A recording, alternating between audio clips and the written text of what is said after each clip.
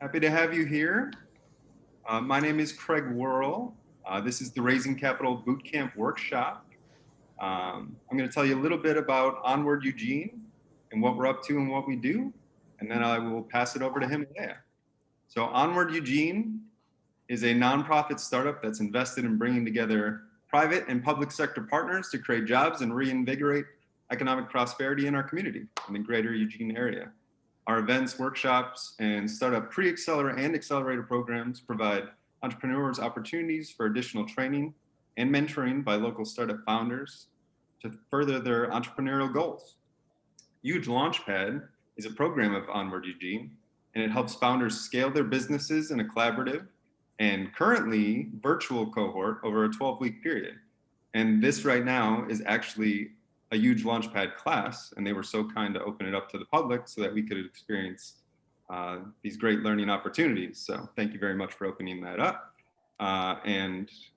We use the huge Launchpad for startups to work together with Onward Eugene to avoid common pitfalls, locate opportunities and resources, and crowdsource ideas.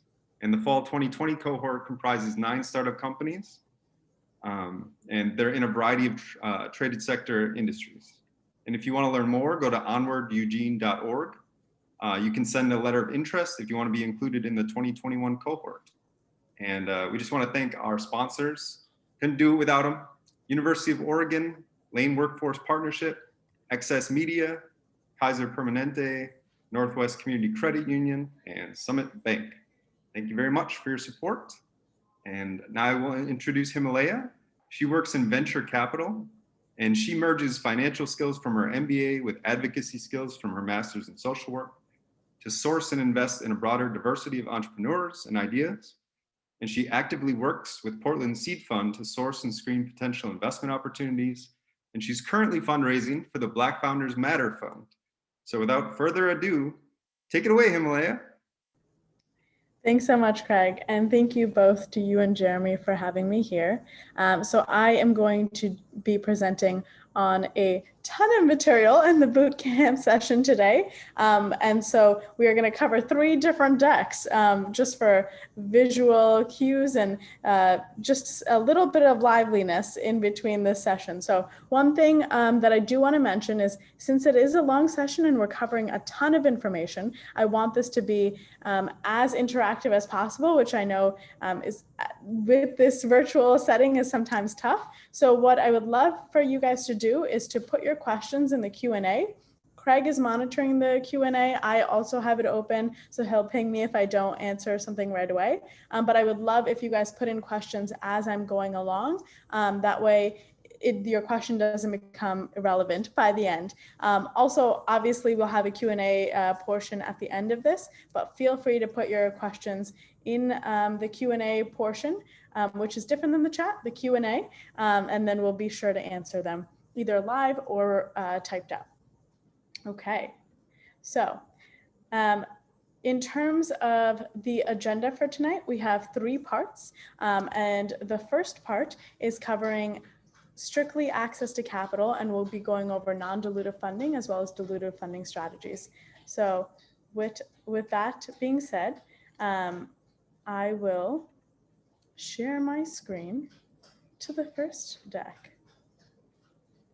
Okay. All right.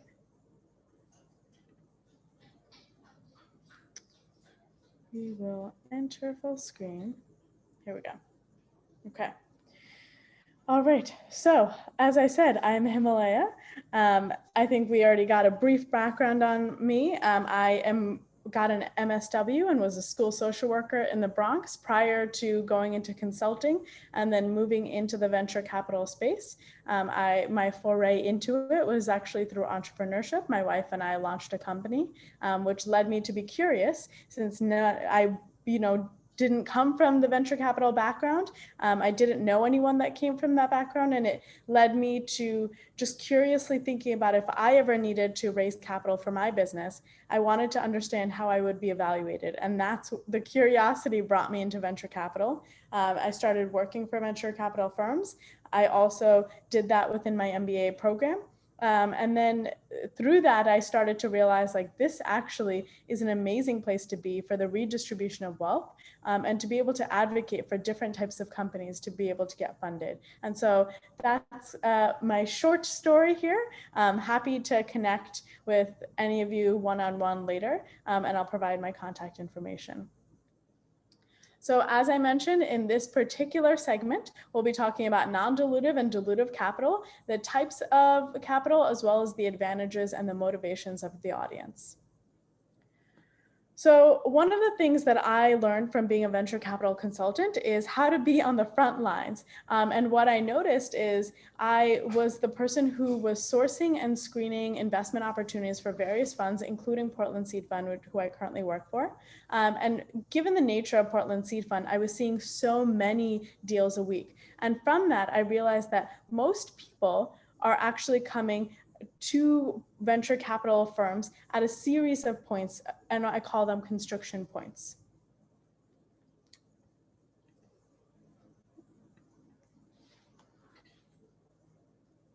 And Siri seems to be listening to me. Okay.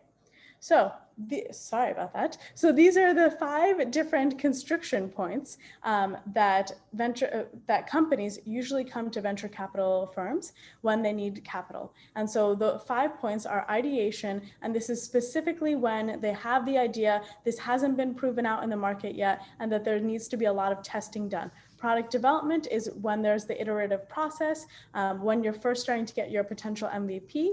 Distribution and marketing is now you're in market, and you need to be able to have capital to be able to grow, to be able to do marketing, and to be able to acquire customers. Scaled growth was a definitely construction point, because once you've proven out in one market, you need to be able to expand to other markets, whether that's geographically or with other distribution markets, like with other age ranges or with other consumer types. So that's another construction point. And then finally, the ongoing expenses. So in order for, once you have distribution and marketing, once you have scaled growth, you, as a company, you have ongoing expenses to be able to fulfill those orders. So at each of these 5 points, we saw that companies would come to venture capital firms to be able to access capital. And what I realized is not all of these points are good for venture capital money. And that led me to kind of create this narrative around access to capital and access to which type of capital. Because I think that as a founder, your time is so limited, and it's one of your most finite resources, and you don't want to waste your time casting a huge wide net and getting frustrated because the type of pitch that you're giving isn't well received by those who you're seeking funding from. And so that's the point of this particular segment of our bootcamp workshop today, is to be able to identify the types of capital that are appropriate for your specific stage of venture. So I just want to make sure that everyone's on the same page when we talk about definitions. I know that there's a lot of acronyms in venture capital. Non-dilutive capital is different than dilutive capital in that it's money that you get without, in return, giving up any percentage of ownership or equity of your company. And ownership and equity are synonymous in this definition. So I'm going to talk about the most common and uncommon types of non-dilutive capital. So I think that a lot of people, when you think about money that you get without having to give up a percentage of your company, the things that most people think about are loans and grants. And obviously with loans, as written on the slide here, it does require collateral and credit. It also requires you to pay back the money. And a lot of founders were shying away and still shy away from loans because they feel like, well, if I get grants or if I get funding from investors, I don't have to pay back that money. I do want to say that especially with COVID, it's really highlighted the need for you to have a diversified strategy, even when it comes to non-dilutive capital. So, and the reason for that is there's some tangible and intangible benefits of having those relationships built. So during COVID, when there was the PPP loans and you needed to apply for them, what we found, and through like a research study that we did through Portland Seed Fund, we found that those who already had established relationships with banks actually were able to access secondary resources like the PPP grants, whereas companies that only relied on grants and other non-banking institutional money actually had a harder time accessing government funds. And so that's just like one example of why it's really important to maintain those relationships. As you all know, entrepreneurship is all about maintaining relationships, creating new relationships, creating that network, and that also translates into non-dilutive capital and in your fundraising strategy. It's really, really beneficial for any founder to be able to go into both non-dilutive and dilutive, and to be able to spread out within each of those verticals. With grants, for sure you don't have to pay them back. Depending on the types of grants, it is specific to either your stage, specific to your vertical, specific to your geography, and the type of extensive application will determine which type of grant you're looking for. So when you're looking at governmental grants, like the ones that are mentioned over here, the federal and state grants, the applications are going to be a little bit more extensive, right? Because they're public institutions and they require a higher caliber. And there's also a lot of public vetting of those organizations and the money that they give to entrepreneurs. So those applications can get quite extensive. And oftentimes, especially for the SBIR and STTR, there are several organizations. Because the process is pretty complicated, there are organizations that actually help with consulting and to be able to navigate each of those pipelines. And we'll talk a little bit more about the federal and state grants in a moment. But I do want to just take a moment to talk about the research and translational grants. And I actually have some links that I will put up for you in the chat. So the translational grants versus the research grants. One moment, I'm putting it in chat for you now. Okay, here we go.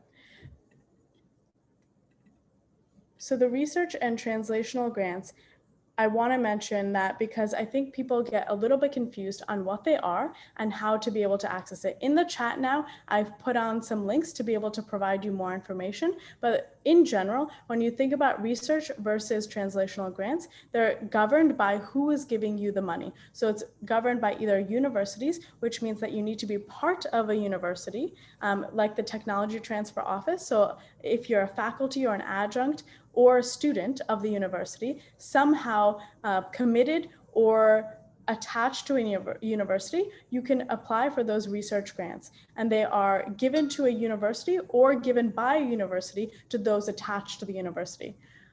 Other types of grants, like translational grants, in the chat, I put on an example of Johns Hopkins grants. Those are actually given to people even outside of the university standing.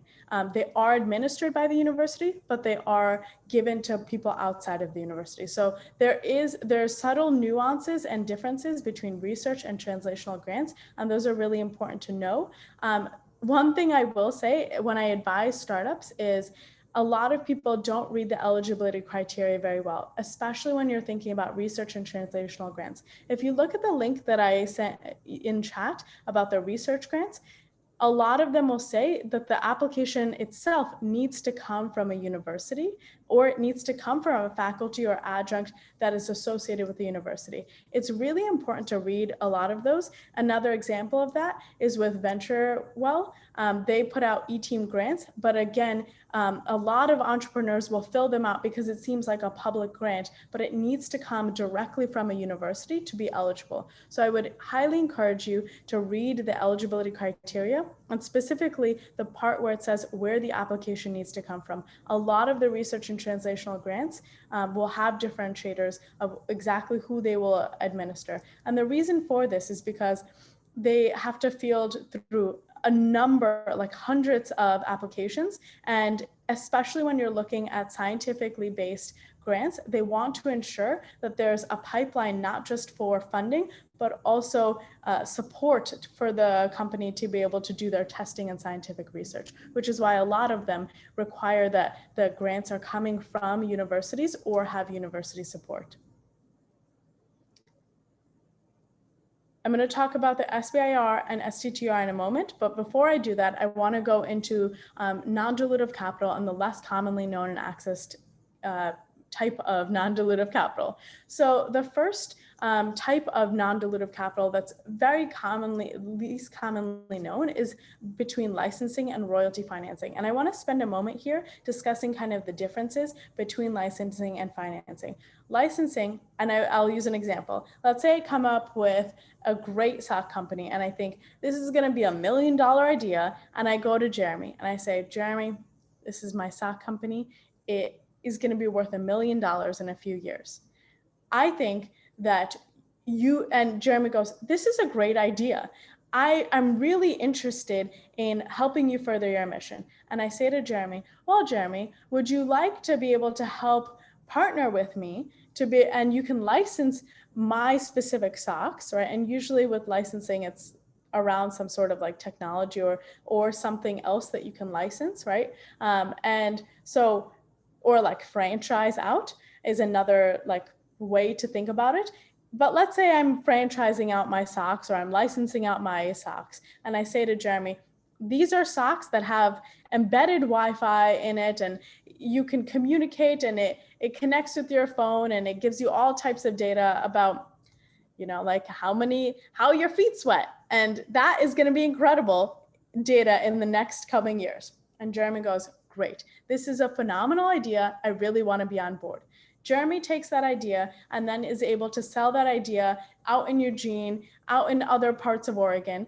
That actually is types of non-dilutive capital because I'm not giving any percentage of my company up. Actually, Jeremy would have to pay to be able to license out my product to then distribute it. And I will say, I've done this workshop at a number of different startup boot camps, and licensing and royalty financing are things that startups don't think about until they're well established, right? They go, oh, this would be a really great idea once I have a certain amount of revenue, once I reach a certain amount of penetration in the market. But actually licensing can be really useful because it can give you third-party validation and an early source of revenue when you're still trying to figure out the market. It can also give you that market validation or lack thereof to know how you can kind of tweak your product or service offering to be able to meet the needs of the market a little bit better, all the while getting paid. In addition, royalty financing is, let's say I go back to Jeremy and I say, I have this incredible SOC idea, IoT, it's going to be incredible. And Jeremy says to me, this sounds like a phenomenal idea. I would like to be able to invest in your company. And he uses the words invest. Now, when you think about invest, that is traditionally dilutive capital. But if when we come to an agreement and what we come to is royalty financing, meaning he's going to give me some money, he's going to give me $100,000 to be able to take 5% of my revenue for the next 10 years, let's say. That is a form of investment. That's also a form of investment agreement. However, because we agreed on royalty financing rather than a percentage of my company, it's non-dilutive capital. And that's because if I ever sold my company, Jeremy is not entitled to any part of my company because we only agreed upon a percentage of my revenue rather than a percentage of my company. So that's like a really nuanced difference that I want to make sure that everyone understands, because within like the shareholder agreements, within the investor agreements, these nuances can make all the difference. The third way is through vouchers. And I do have a link.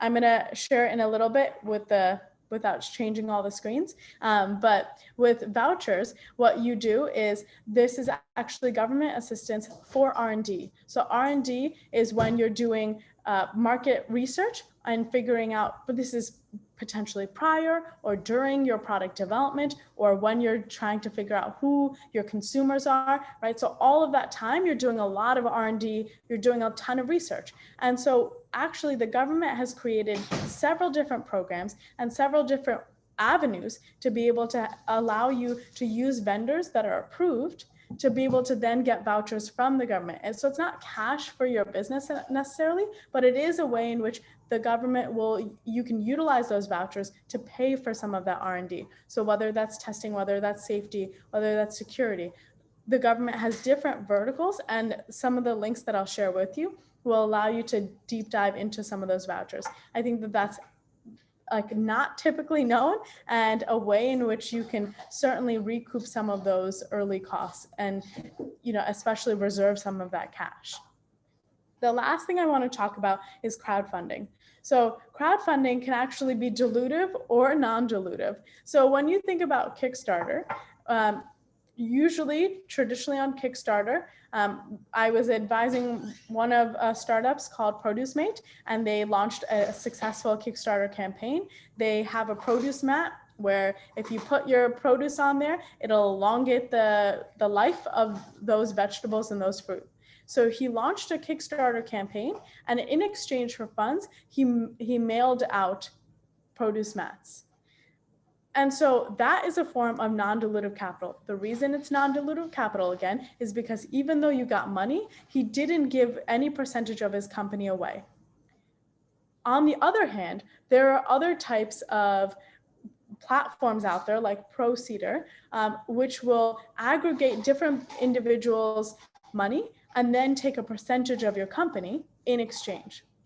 And so it's the same concept of crowdfunding, meaning you're getting your funding from like various individuals, but the difference is the result of it. Are you giving something away that is a percentage of your company, or are you giving something else like royalty financing, like an actual product? And that is what makes the difference between dilutive and non-dilutive.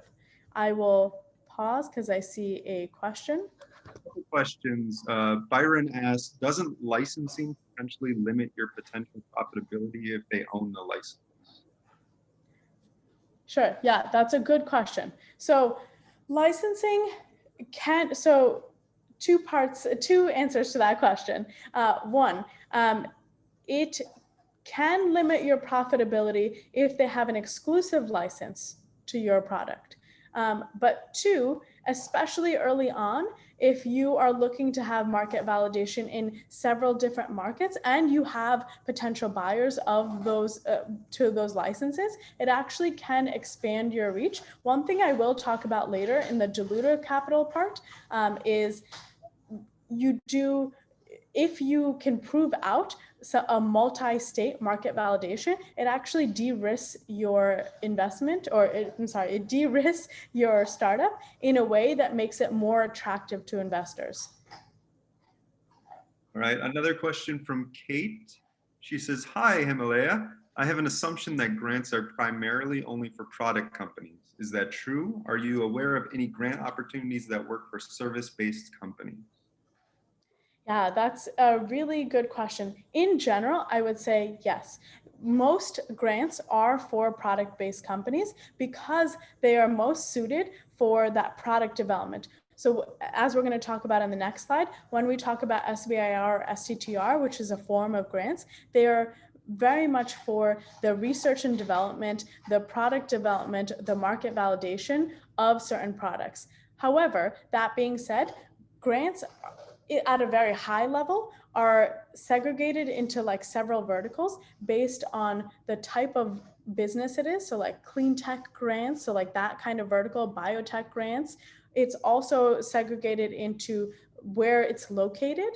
So like Arizona versus Washington have separate kind of grants. And then the third one is on your stage. And so there are specific grants that are located for, or that are geared towards seed stage versus later stage, and especially like pre-seed stage. So like very early on. That's actually where you'll find more service-based companies.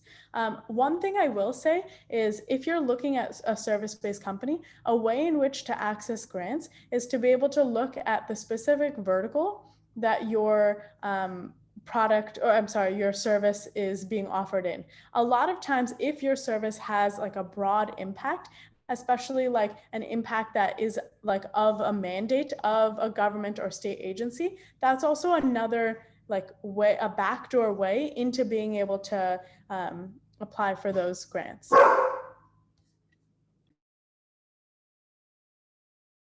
Craig, were there any other questions? Sorry, I couldn't see No, that's them it. in my full screen. Okay, perfect.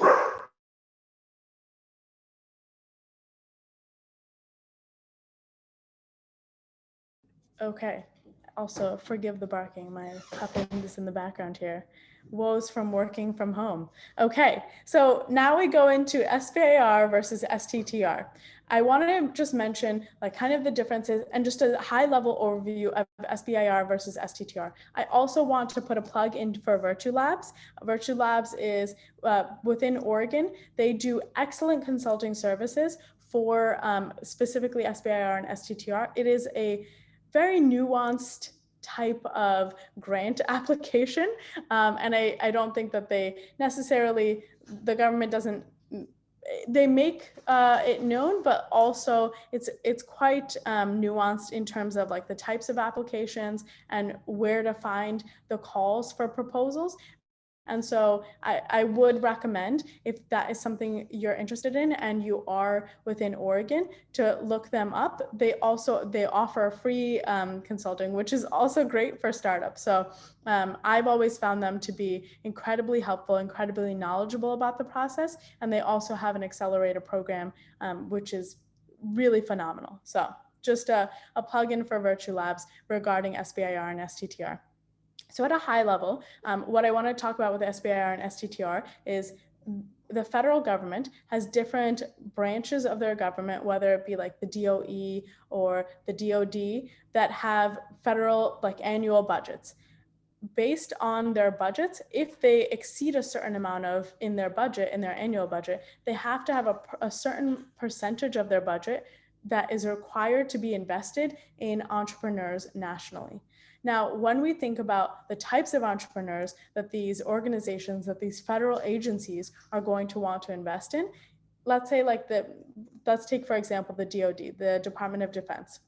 They're usually like one of the participating agencies for SBIR and STTR. I will say, because it's based on budgets, annually, the participation of those agencies can change. And so to get up-to-date information, I'll also put a link in chat that shows you what website you can go to be able to see what agencies are participating every single year. But in general, when I pulled this information for 2020, there was 11 participating agencies for the SBIR, and there was 5 participating agencies for the STTR grants. And so going back to the example with the DoD, when you're thinking about, does my startup qualify for SBIR or STTR funding? And which agency should I apply for? Well, the first answer to that question is you can apply to multiple agencies. Each application is going to be individualized and highly specialized to each agency, and is going to take you a long time to fill, but there's really no like exclusivity. You can apply to multiple grants across the agencies. What you're going to want to do, especially when you're thinking about like the DoD, is to be able to tailor your application for something that the DoD would be able to use. So they invest in companies that they want to see in their R&D, in their market validation. They want to be able to fund them, but there's also a motive for the DoD to be able to use that piece of technology in the future, right? And so, or use that service in the future. And so it's imperative, I think, that you understand that you are looking at them not only as a funder, but as a potential customer. And so that way you can be able to tailor your application specific to that agency.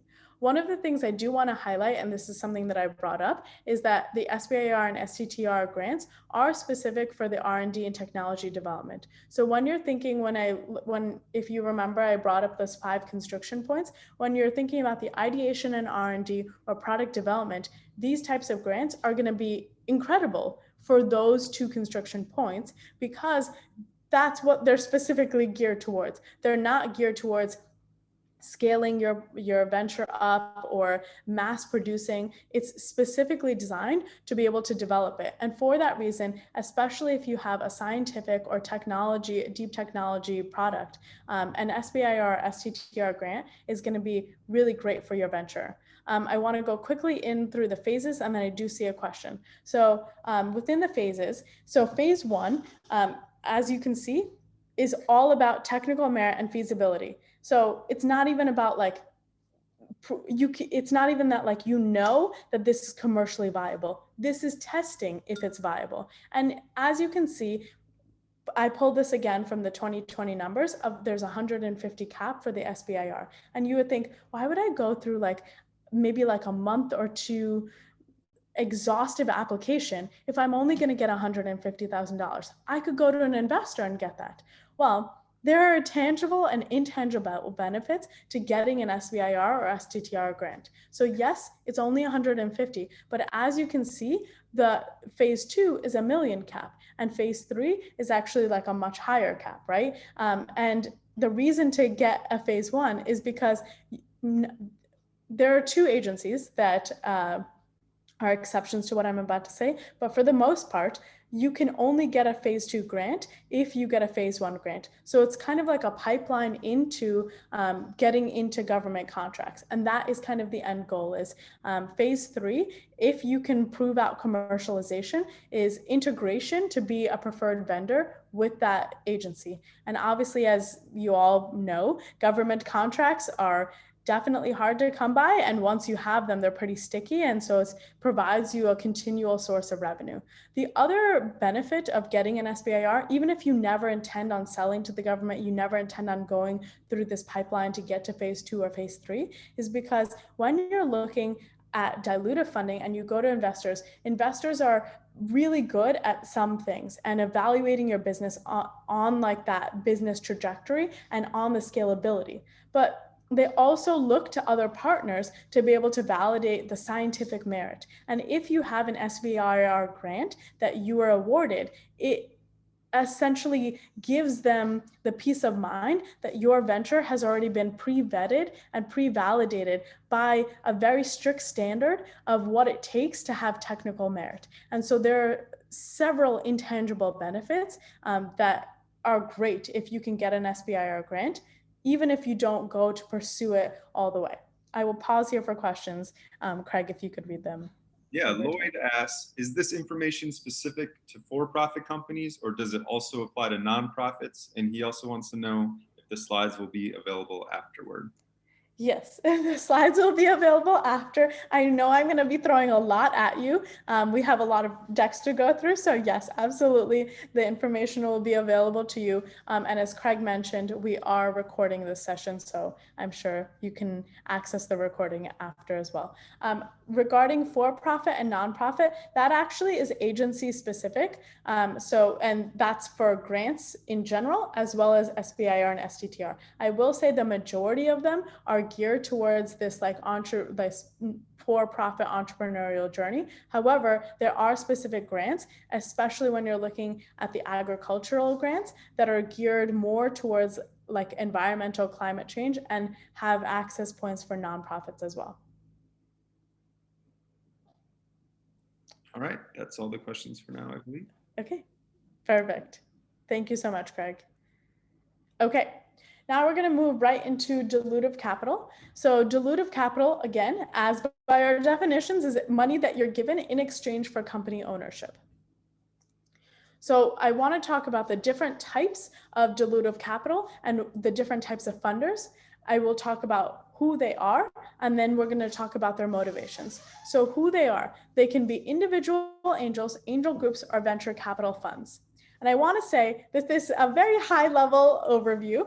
Sometimes angel groups have sidecar funds, sometimes venture capitalists are individuals, and so these things can get like muddied. But I want to give you guys like a brief overview and explanation of the three different groups so that you at least have a framework for the intentions behind the three different frameworks. So individual angels are are just that. They're individuals. They're single or spouse checks. They can also be family offices. And I want to just talk briefly because I didn't know what they were. So I want to make sure that everyone else does. Family offices are generationally wealthy individuals who have an office to be able to manage their money. And so they might either have one of their family members managing that family office or an external person that's hired to manage that family office. Even though it's a family office, it's still an individual angel because they're only writing a single check. That's how we're classifying individual angels. Special purpose vehicles are also considered in that same realm. So special purpose vehicles are maybe it's like Craig and Jeremy have seen my brilliant stock idea and they want to invest together, and they put together a special purpose vehicle and write one check into my company. So that's why I've put them under individual angels. They can also be utilized by angel groups and venture capital funds, but it is a single check that is specifically directed for the purpose of going into one company. Also, if you have any questions about the types, please feel free to put them in the Q&A. With angel groups, let's say Jeremy and Craig invest in my stock company. It does really well. They're feeling great. And they say, you know what?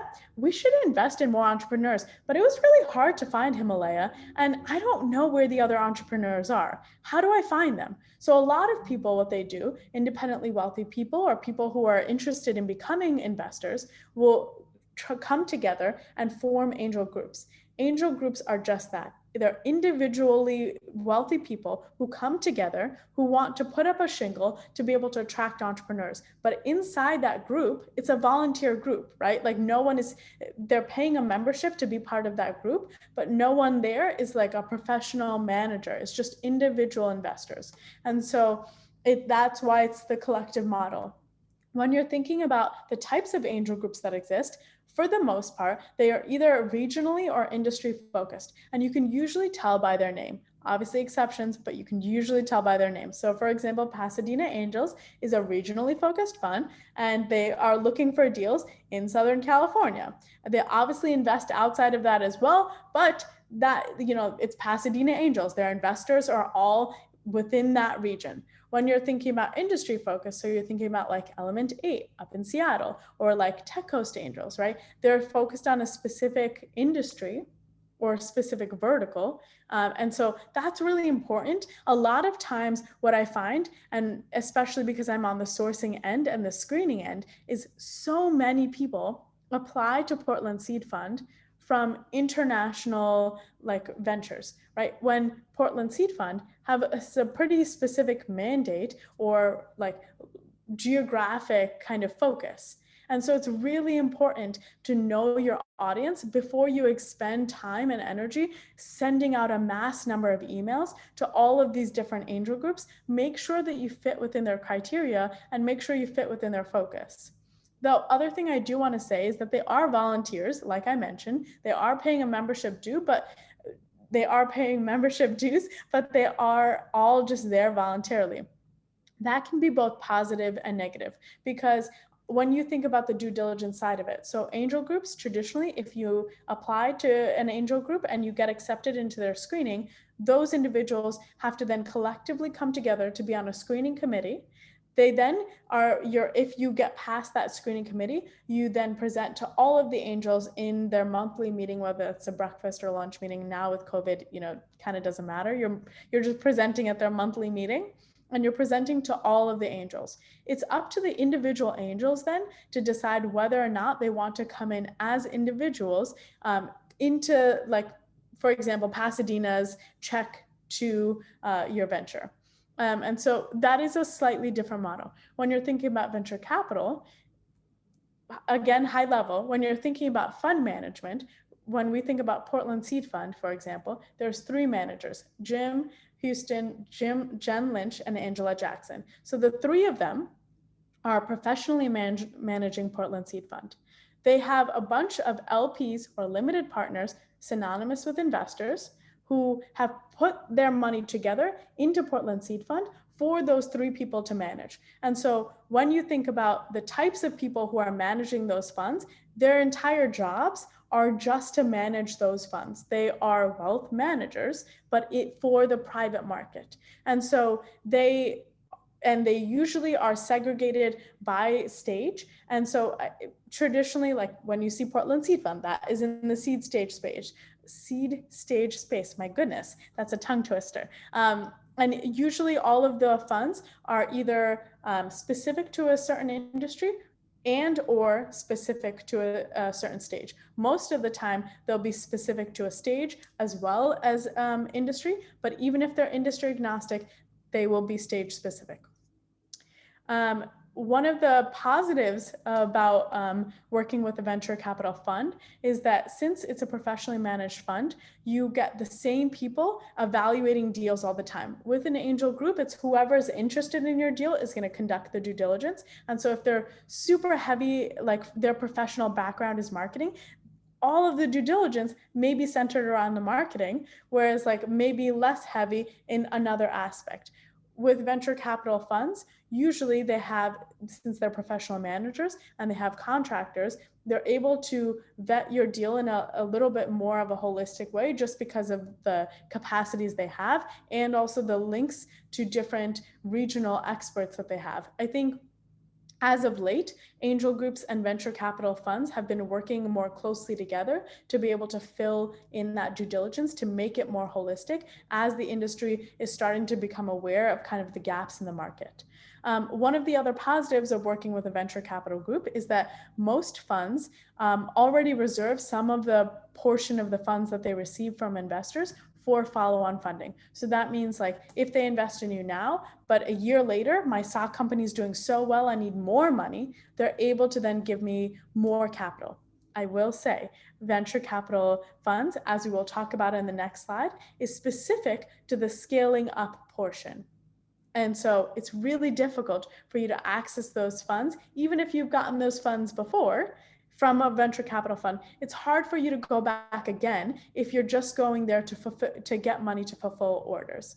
Craig, I think there might be a question, so I will pause before I go to the next slide. Yeah, we have a question from Craig Worrell, which is interesting because I don't remember typing this. Must be a fan of mine or something. Do you see any potential in working with Oregon-based VCs to provide some level of standardization in due diligence processes, make it easier for startups to seek funding? Yes, actually, that has been my role in the last 2 or actually maybe 3 years. And I have worked across Oregon-based venture funds, and I've worked with 7 different funds with this notion of standardizing due diligence with the notion of making it easier for funds to co-invest. And I think that's something that we've talked about even at the Angel Capital Association level. Angela and I have like definitely done a lot of work on that front. And I think that it's definitely a point of discussion. And I think in the last year has gained a lot of traction. I think COVID has accelerated the need for co-investment and the need for standardization. So I think it is coming. So the fan of Craig, it is coming. I hope that COVID has actually accelerated that trend and we see that more and more often. Wonderful. That's it for questions for now. Okay, thank you. Okay, so when we look at the motivations of dilutive capital, this slide is super important because a lot of times people are, like I mentioned over and over again, kind of mass emailing people to be able to get the time to pitch in front of individuals, angels, or VC firms. And it's really important that you streamline who you are contacting so that it's less arduous of a process for you as well as for them. So when you think about individual angels, they're individuals, right? And we mentioned again, they're single or spouse checks, they're family offices, or they're SPVs. The degree of freedom that an individual has is great over their own money, right? And because it's their personal investment, whether they win or lose, that's just on them. And so a lot of times you'll see the highest degree of flexibility also because of the freedom. So a lot of times individual investors will be investing for personal reasons. So it's either the belief in the founder or the belief in the idea. They also, you'll find, are more prone to investing in ecosystem, in being able to build out the entrepreneurial ecosystem. They are certainly like I mentioned, more cause specific, so impact focused, but they do have limited follow-on funds. Some do come in early and then may come in like through like an angel group in a subsequent round. But I would say like there is limited follow-on funding just because this is a person's individual capital. With angel groups, like I mentioned, the collective model, they're either sector or geographically focused. When you think about the degrees of freedom here, it becomes a little bit more constrained. And the reason is, let's say with like Craig, Jeremy, and I decide we're going to create an angel group.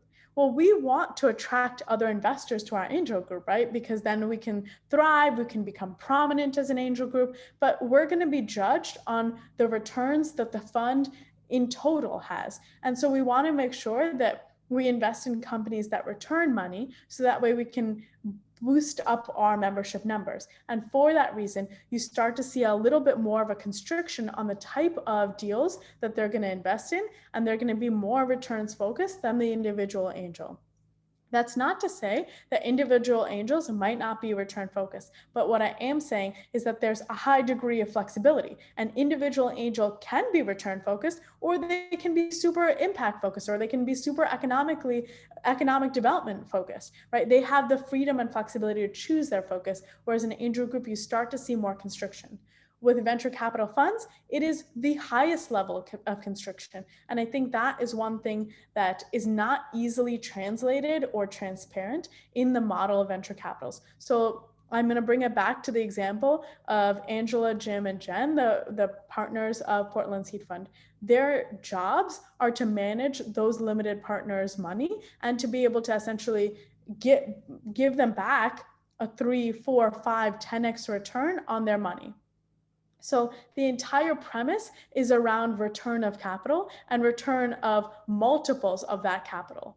And that's what they're being judged on. They're right now in their fund 3. If in fund 1, they just invested in companies that never return money, they would never be able to raise a fund 2 because who would give them money again, right? If their job was to return on a multiple, then they didn't perform their job. Their entire performance is based around the return of capital. And so because of that, I think that it's sometimes it's easy to forget because you're looking at like the dollars that they have, but it is, and I will also say this is not to say that there's not bias and discrimination in venture capital. There absolutely is, and there need to be systemic change to venture capital funds and the way that they operate. That being said, on the other hand of that, it is still the venture capital funds fund manager's position with fiduciary responsibility to ensure that they invest in companies that will create the highest likelihood of return for their LPs, because it's not their money. It's their job to be able to do that. So if you are going to a venture capital firm, some things to notice or some things to definitely think about are ways in which you can de-risk your investment. One thing I want to just spend a little bit of time on right now is talking about the 2 different types of businesses. One of the businesses, whether sometimes it's usually seen in clean tech or biotech, are long R&D pathway companies. So when you think about biotech, a new drug coming into the market, it's going to take a long time. There are a lot of regulatory hurdles that the company needs to go through before it can get to market. It could take years before it gets to market because there needs to be several rounds of testing and FDA approvals and clinical trials before they can even get it to one single customer. But when they get it to that single customer, the value of each contract, the value of each transaction is really high. And so that's a high contract value-based business, because even though the time to market is long, the transaction value is high. On the flip side, there are other companies like CPG or other types of companies that are really quick to go to market, but they're a volumes-based business. That's because each single transaction is small, and in order to meet their financial projections, they have to have a large number of customers. This is really, really important to understand as like the fundamentals of venture finance, because you need to understand what type of business you are. And if there's some way to collapse the time it takes to go to market while expanding your transaction value, then you're at the sweet spot. And that is actually why tech is the most invested in thing for venture capital, because the go-to-market pathway has been shortened lately. And also they can scale up really quickly because each time they sell, it's a higher transaction value. So in that way, if you think about the fundamentals, you need to either think about like, are you a high contract value business or are you a volumes-based business? If you're a volumes-based business, that's also fine. But something that you need to ensure is, well, then venture capitalists are going to be looking at how are you, if you're a volumes-based business, who are your customers? How are you going to get more customers? And how are you going to retain those customers, right? Because if your entire financial projections are predicated upon you getting a large number of customers, keeping customers, and getting new customers, then they're going to want to ensure that you have these metrics down. So you have the customer acquisition cost, you have the customer lifetime value, the conversion percent, and those are the metrics that are written there and the acronyms that are written on the screen. Also, one thing to notice is the portfolio composition. Unlike individual angels or angel groups, venture capital funds are like judged based on their fund performance. And so in fund one, they'll invest in 30, 40 companies. And then in fund two, they'll invest in 30, 40 companies, right? And their performance is based on the performance of that fund. This is an important point to note because a lot of people think, oh, well, they've invested in a stock company before. That's great. They'll invest in my stock company. While that may be true that they have expertise in consumer goods, if your product or service is too closely aligned with something that a venture capital fund has already invested in this particular fund, it's actually, it could count against you because you could be a portfolio competition. And what that means is, let's say I go to a horse race and I bet on one horse. I don't want to bet on another horse because either way, no matter who wins, I lose some amount of money, right? And I'm investing in the competitor of someone that I already invested in. And so that component is really critical to understand. Is you want to ensure that the venture capital group that you're going to focuses on the vertical that you want to go into. But you want to make sure that there's no portfolio threat or direct competitor that they've already invested in. Okay. I don't see any Q&A. If I'm wrong, Craig, please unmute and shout the questions at me. All right. So we're going to do a summary here of the types of constriction points. So again, these are the 5 most common points in which companies come to venture capital funds looking for sources of funding. So, and I put on here as a summary, what type of capital is best for which phase. So again, the ideation, R&D, as well as product development are non-dilutive kinds of capital. So those are the grants, those are the loans, those are the vouchers, licensing, royalty financing, crowdfunding, as long as it's non-dilutive. When you think about distribution and marketing, now you're in market and you need to go out to a wider scale. Or scaled growth. You've already proven yourself in one market, whether it's geography or with a certain consumer demographic, and you want to expand. In either of those scenarios, whether you're going into market or you need to get more customers, dilutive funding is actually great for you because the entire premise of needing dilutive capital is when your venture is already doing well, and if you put more money into this, it'll explode. That is when you will have the most leverage and most bargaining power to be able to negotiate better terms for yourself and for your company. When we talk about ongoing expenses, if you guys remember in the beginning, I talked a little bit about how even if you have been invested in by a venture capital fund and they have money reserved for you for follow-on funding, if you come back to them and say, you know what, you invested in my stock company, it's going great, but I need money to be able to fulfill orders. I need money for inventory costs. That is not venture capital financing. As I just mentioned, venture capital financing is for scaling and exploding your growth. And so ongoing expenses might still then go into grants or particularly loans or lines of credits that I'll use to be able to fulfill the orders. There's also debt financing firms that are coming, are emerging in the last 5 years. There's factoring firms, and I'm happy to make intros as I've kind of cultivated that to be able to help support entrepreneurs in those ongoing expenses. I'm gonna pause here again, see if there's any questions. Oh, you're good. Okay. So in summary, understanding, especially when you're thinking about access to capital, one of the fundamental things that it seems so rudimentary, but is so critical, is that you need to be able to understand the motivations of your investors and of your funders to be able to be able to shorten that pathway, to be able to access not only the investor's time, but also the capital. Okay, I'm gonna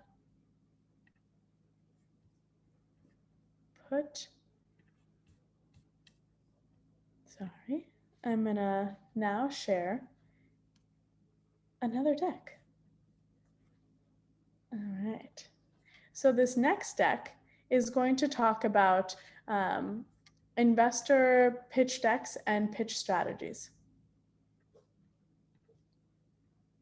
And again, as I go into the full screen mode, I won't be able to see the Q&A. So Craig, I really appreciate your help in fielding those questions to me. But please do feel free to share your thoughts on this. Okay, so as a summary slide, I just want to say, if you would like to know like kind of the things to include in your pitch deck, these are like the basic things that you should be including in your pitch deck to investors. And when I say to your investors, this is specifically towards dilutive funders, so investors. When you're thinking about non-dilutive funding and you're applying to different types of grants, they have different types of requirements. So like I mentioned, a lot of the grants are on R&D and pre-commercialization. And so they're going to care mostly about the type of problem and the solution. And they're going to want you to go very heavily into your solution, the different features, the type of market research you're doing, the type of validation you've already gotten, the type of testing you're going to need, right? So it's going to be very, very heavily focused on 1 through 3. But when you talk about going to dilutive capital, they're going to, as I mentioned in the previous deck, they're going to want to understand how you are building a business around this and how you're going to explode out this business through customer acquisition, and also how you're going to reach a liquidation moment through the exit plan. So I'm going to go fairly quickly through this, but feel free again to put any questions in the Q&A. So when you talk about the problems, it's really important to address 3 different questions. What is your product or service? Like, how does it work? What is it? Who would buy it? And why would they buy it? And I know that that seems like Himalaya, that's like obvious and neat and easy tool, but you will not believe how many pitches I go into, pitch decks and actual pitches, and I come out of it without a clear understanding of those 3 questions. And if you cannot answer that in your first slide of exactly what it is that you're selling, who you're selling it to, and why they would buy it, then you've kind of lost the battle already. Because in all of these subsequent slides where you're talking about the merit and you're talking about customers and how you're going to get them, people are still wondering what it is that you're selling. And it really takes away from your ability to convince someone of being able to fund your project. So one of the things that I did in this particular pitch deck is I took slides from other pitch decks that I had seen that actually got investment as a way to be able to show you kind of a successful use case scenario. So this particular slide is from Minnow and Minnow Pods, and they are a company, especially during COVID, who have accelerated, and they're pods that offer you a touchless service where, just like your mail concierge in some of the apartment buildings, that you can get packages and you can just get notifications on your smartphone, go in, type in a code, and then it pops in. Same thing, but for food delivery. So that's what Minnow does. And they've been able to kind of illustrate what the problem is using very few words and a photo. Other things, so this example is from a kid's book about, which is another company that's been invested in, which is, as you can see, a kid's book that talks about hard to talk about conversations between parents and kids. When we talk about your solution, I did mention again, what are you selling? Who are you selling to? Why would people buy it? One of the things I really like about both of these slides is that they show in form exactly what it is. So as I mentioned, the minnow pod, they picture the minnow pod and then talk about a few different features that would be attractive to investors. On the left side here, when you talk about Ag Tools, which is a platform which is a little bit harder to understand because there's so many technology platforms and like we don't necessarily understand the use cases, she was able to show us the various different ways in which her technology could be applied. So that way we would understand, like, from an investor perspective, what is the business case of this? How would customers use this? And she was able to talk about who those customers are right when she talked about the solution. I do see some things in chat, Craig, if you want to just let me know if there are any questions. Yeah, that's just me blabbing away. I'm sorry. No, you're all good. I will just let you unmute yourself if there are any questions. Another example of this, again with the kids book about, you can see clearly what their solution is. And in this photo, I think one of the things that I really like is because they're a product-based business and it's a commodity, they were able to show the breadth of the different varieties of products that they were selling. So when you talk about your actual product and service and you want to talk about unique features, talk about the tangible outcomes. So in this photo, as you can see, it's illustrated what it would look like in actual use. And on the left side, again, I really do like this deck because of its simplicity, but it's in a way, it just highlights, it brings your eyes to the photo of exactly what it is. And then on the left side, all you see are the features that we would like to see, right? When we're concerned about safety, then it's already answered right then and there. When we're talking about financials, I put a lot on here. So I will say this, your financial projections, investors are going to look at them for one reason, not because the actual numbers are anything that they believe, right? Because there's no way to predict how you're going to look in 2, 3, 4 years, but it does give an indication of how you're thinking. So it's really, investors are interested in your financials to understand, like, are you a growth strategy minded person? How do you think you're going to be able to grow? Also on this, I think one really, really key thing to understand is that you're giving an investor your financials and it's different from an operator's perspective. Let's say I have the sock company and I have my own internal financials that are like blue socks, red socks. I have a bunch of SKUs. I have a bunch of customers, like who wants which type of sock, right? Because that's important to me. But when you think about from an investor's perspective, an investor doesn't care about all your SKUs. What they care about is your contract values. Because again, if I had a sock business, that would be a volumes-based business. And so they want to see the number of customers. They want to see the transaction cost and the volume of that seen in the projections, in the pro forma projections. And so I think my point in that is ensure that your financials are accurate for an investor audience rather than an operator audience. When we look at COGS, that's the cost of goods sold versus the sale price, that gives you the profit and gross margins. I wanted to kind of put this out here. This is a very simple way to be able to show pricing.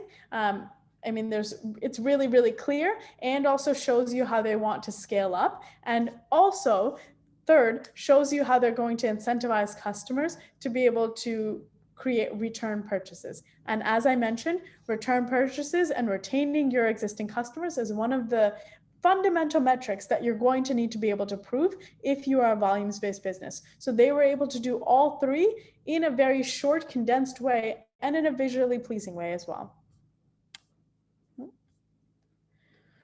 One of the other things that I wanted to mention is, so this is again the Minos deck, and they put up their revenue projections of where they were going to be. So this shows you like their growth mindset. What's really important to note on here is that they didn't just leave it at here. Their next slide talked about how they were going to individually like get from 2020 to 2021, 2021 to 2022, how many new customers they were going to get, what those customers were going to cost, what the churn rate on that would be, what the repeat order percentage would be. So they had all that information to be able to validate this. A lot of times people just have this slide and then they don't have any supporting information either in the pitch or subsequent slides to be able to back this up. This is like the kind of like hockey stick projection that is expected, but also every entrepreneur is going to say that they have a hockey stick projection for their financials. You need to be able to back up how exactly, what steps you're going to take to be able to ensure customer acquisition, customer retention, and the drop in the churn. So as I mentioned, this was in Minnow's case, they were able to use this as a subsequent slide. So they talked about the customer acquisition per unit. They talked about the lifetime value. They talked about how much it would cost per month and talked about how it's paid in advance, annual contracts that are paid in advance. This is positive because then you're able to see how they're cash flow positive and how they're able to retain a lot of their customers because of that annual advance. Pausing here because I know I just threw a ton at you. Okay. Market research. So a lot of times when we talk about customer validation, especially if it's like very scientifically based, the further it is scientifically based, the harder it is, I think, for entrepreneurs to wrap their minds around the idea that you need to ensure that when you go to investors, you have these questions already answered. You need to be able to have talked with customers, right? If you've never talked with a customer, or if you think, well, I've done some like tangential research, or I myself would use it, that's not really good enough, right? You need to be able to understand all the nuances about your specific target market.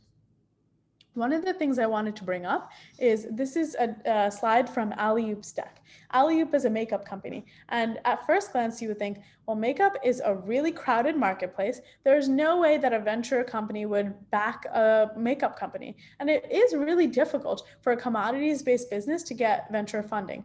The one thing I want to highlight with this is that usually when you think about a makeup company, you're like, how is a startup going to take on like a Maybelline? And in this slide, they showed how they're not taking on Maybelline. They know their specific customers so well. They know their customers so well, not just by a lot of startups will say, we're selling to women who are working or women ages 30 to 40. As you can see by this slide, Alley-Oop went so much deeper than that. They talked about their consumer profile and broke it down into these 5 categories. They talked about it in terms of like their spending habits. They knew exactly what their customers spend time searching. They know at what points at time they convert. They knew exactly what types of marketing and advertising would help that conversion. They even knew, like, as you can see, what types of technology they're using while browsing. And all of these like different particular points were then able to then, and I'll show you guys this when I talk about the the competitor slide.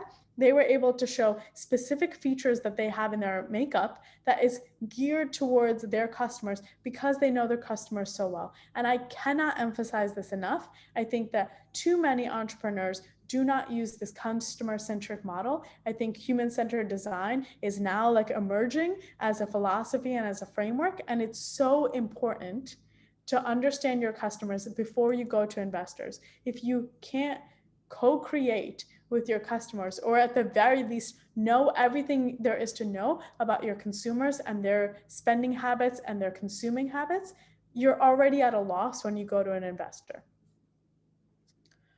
One thing I do want to say about competitors is that this is what we usually see as on the left-hand side. You see like a matrix that's an XY axis, and the venture that's pitching is always on the top right. I think that's actually a pretty naive way to show your product, because of course you're going to put it at the top right. But also this is only based on 2 axes, right? And there's other ways, like this way. This I will say, like, this particular one isn't like super visually pleasing, but it gets the point across that if you create a matrix table, you can actually measure it around several different verticals, and you can compare yourself to others. Now, I will say this, and this is the connection back to Alley-oop. You don't have to be yes across the board at all, especially if you're comparing yourself among many different columns and you have lots of different other competitors. Actually, it's more realistic if you don't have every single column marked as yes.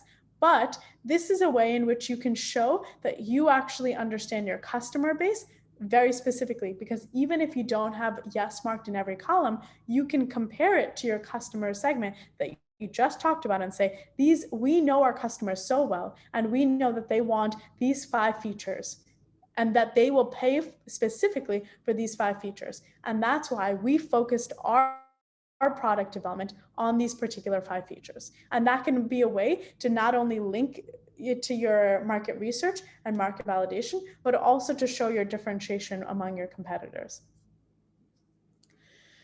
Another representation of this is being able to show Penguin Random House, which is like a conglomerate, right? This is like an industry leader in publishing versus a startup. I think that they were able to show key differentiators. Again, not like doing like a huge matrix that's comparing it to a lot of different competitors, but in this way, they were able to show 5 different ways in which they were unique. And when he did this pitch, Jelani Memory actually, I remember, was so good in this, in being able to talk specifically how his customers valued these 5 things. Okay, next we are going into distribution channels and how you're getting essentially your product to your users. This is especially important to differentiate if you're a B2B customer, a B2C customer, or a B2B2C customer. And again, if you guys don't know about those acronyms, business to business, business to consumer, or business to business to consumer. The business to business consumer, it means that there's a middleman who acts as a distributor. So in this particular sales model, you can see that the startup is here, and they're using a series of sales channels to be able to then get their product to 4 different verticals. When you look at this example, they have one specific customer, but they have 3 different channels to get there. One thing I will say, as I mentioned in the previous slide again, there's several different customers and different vertical chains to get to it. In this one, there's one customer, but there's several different ways. I think these are super important. A lot of times in pitches, we just hear like, these are our customers, these are like how much they're worth, but we don't get into the nitty-gritty of exactly how you're going to get to your customers. Okay. I already talked a lot about customer acquisition costs, lifetime value, and conversion. I will just show you guys a photo again. Especially if you're B2C, you are going to want to focus on your marketing and advertising. If you're B2B and you're selling directly to businesses, then those channel partners that you're going to use to be able to get to those like Minnow and Docwicate that I just showed are more important. But if you're a B2C, that marketing and how you're going to get to the broad community is very, very important. And here they showed, like a lot of people can say, oh, we're using Facebook, we're just going to sell on our website. That's not an adequate answer, especially if you're B2C, because everyone's selling on their website. But there's like conglomerates and huge Goliaths like Amazon or Walmart. How are you going to compete? And so you have to be able to show, excuse me, you have to be able to show using this 4-pronged strategy how you're going to be able to create brand awareness, retain that brand strength to create brand loyalty, and also be able to extend the life of that customer by doing upsell and cross-sell. Okay. Traction.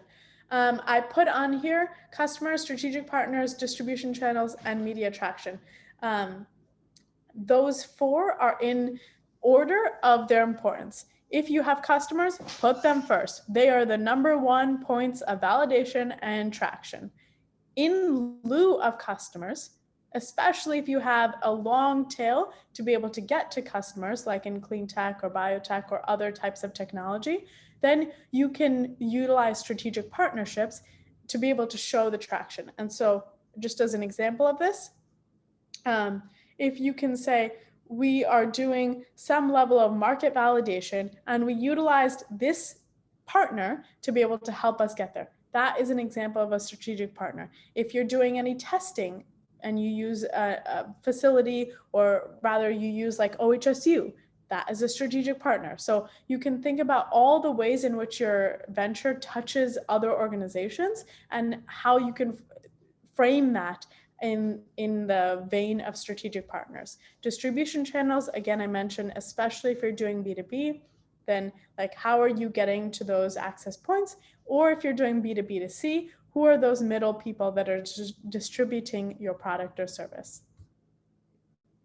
This was another clean way to be able to show exactly what information we as investors would want to see, which is front and center customer traction, as well as other points of traction, which is the usage points on their website. Again, this is front and center, exactly what we want to see. Those, because this is a volumes-based business, we want to see exactly in terms of like customers, but then also website visits and how that is increasing or decreasing, the conversion percentage, if that's increasing or decreasing, and the AOV.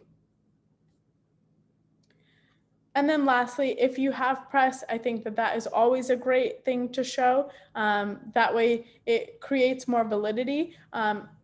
One thing I will say with press is to ensure that it is relevant to that particular industry. A lot of times with press, you can get a lot of varied articles. Make sure that you are consolidating it by vertical and by specific industry focus that the investor is interested in.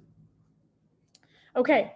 Finally, the exit plan. So industry comparables. One thing I want to say is that a lot of times when companies pitch to investors, like my sock idea, it's a great idea, right? It's $1 billion idea. I'm going to amass so much revenue. Everyone is going to know about these socks. But if there's no acquirer of my company, or if my company can't go public, an investor can't ever make back their money. And so it's really important to show them the roadmap that you have towards the acquisition or an exit plan. In particular, Alley-oop did a really good job with this.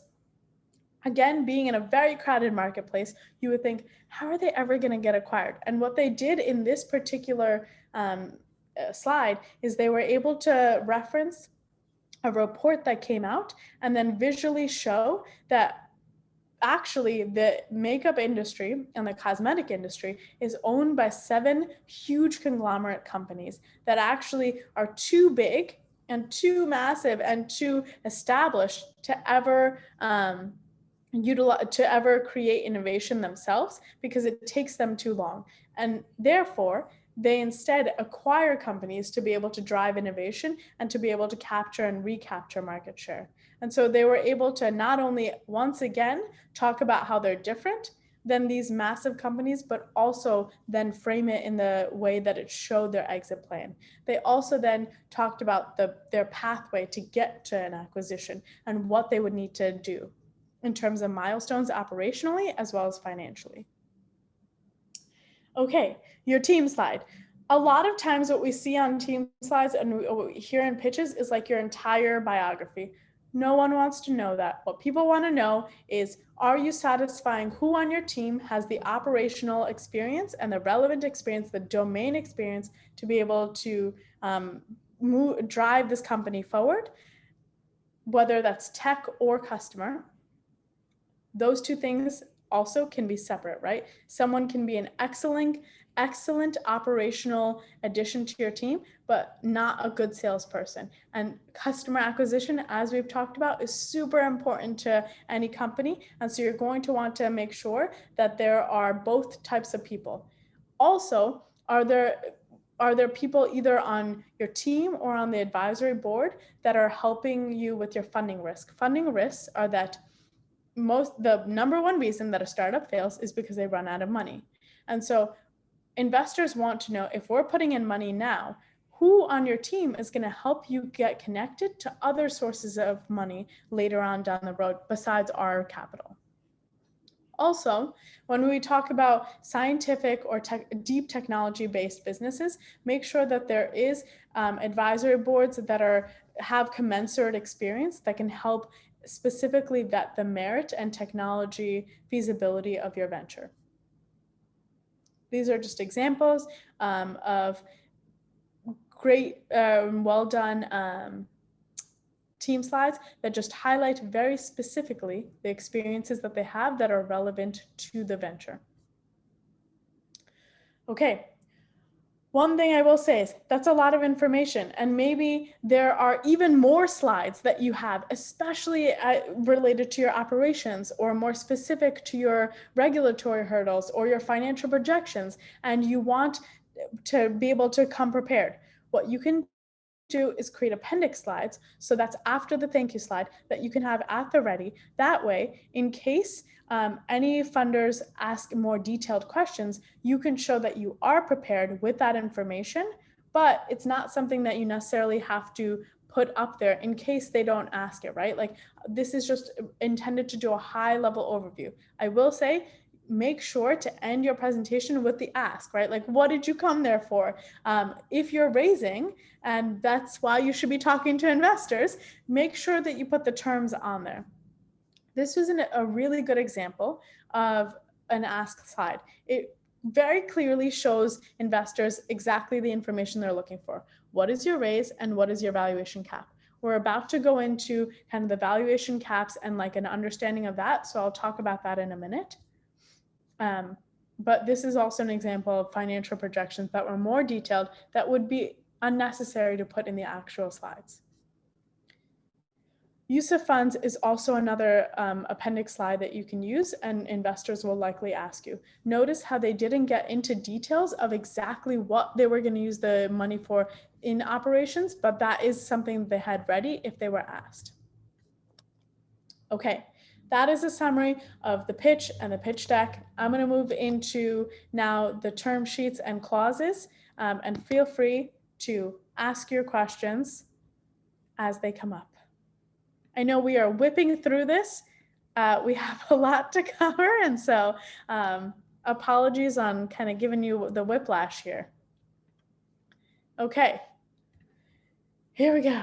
Hopefully these various decks are keeping you visually engaged.